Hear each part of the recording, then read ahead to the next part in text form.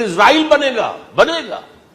حدیث میں خبریں، یہ سارے مسلمان ممالک تمہارے ہاتھ سے نکل جائیں گے مسلمانوں، یہ عراق اور اردن اور یہ اور وہ، یہاں تک کہ ترکی، سعودی عرب کا بھی شمالی حصہ نکل جائے گا۔ البتہ مدینے کا جو ان کا پروگرام ہے اس کو اللہ نہیں پورا ہونے دے گا، مدینے میں داخلے کی ان کو اجازت نہیں ملے گی۔ بہرحال یہ سارا کچھ ہونے والا ہے۔ وہ وقت بھی آنے والا ہے کہ حضور کی ایک حدیث کے مطابق ایک شخص کے 1000 بیٹے ہوں گے تو 999 ختم ہو جائیں گے، ایک بچے گا۔ یہ وقت بھی آنے والا ہے کہ حضور فرماتے ہیں اتنی بڑی جنگ ہوگی، اتنی خوریزی ہوگی کہ پوری زمین اٹھ جائے گی لاشوں سے۔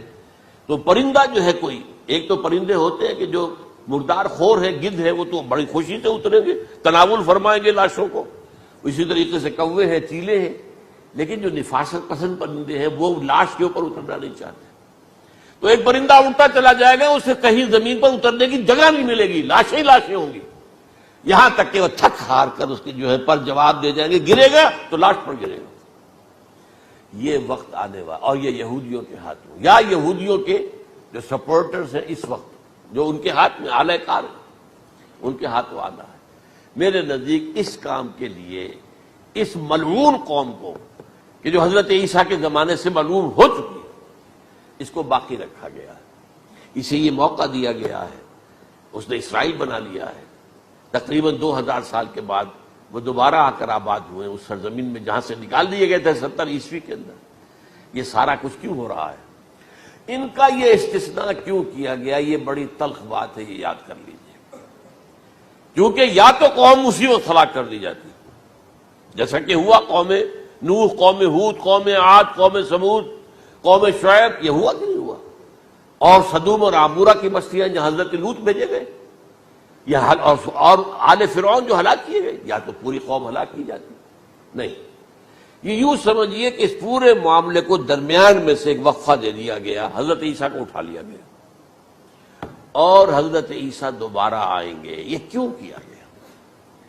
اب اس میں بڑی تلخ بات آپ سے کہہ رہا ہوں، یہ آپ کے لیے قبول کرنا آسان نہیں، حلق سے نیچے اٹھنے کی مشکل سے۔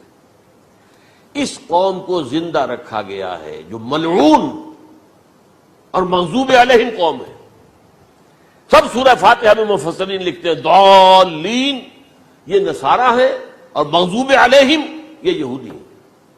اور قرآن کہتا ہے لعن الذین کفروا من اہل الکتاب علی لسان داؤد عیسی ابن مریم، لعنت کی گئی ایک ملعون اور مغضوب قوم کے ہاتھوں۔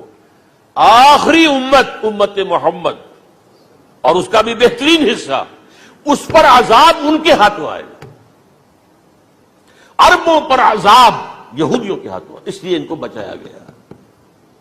یہ میں نے کئی دفعہ واقعہ سنایا، مولانا اسلائی صاحب بتایا کرتے تھے، کیونکہ وہ راجپوت تھے، یو پی کے راجپوت، مشرقی حصے کے، کہ ہمارے ہاں کوئی نوجوان اگر کوئی بڑی گری ہوئی حرکت کرتا تھا تو اس کے سر پر چمار کے ذریعے، چمار کے ہاتھوں جوتا لگوایا جاتا تھا۔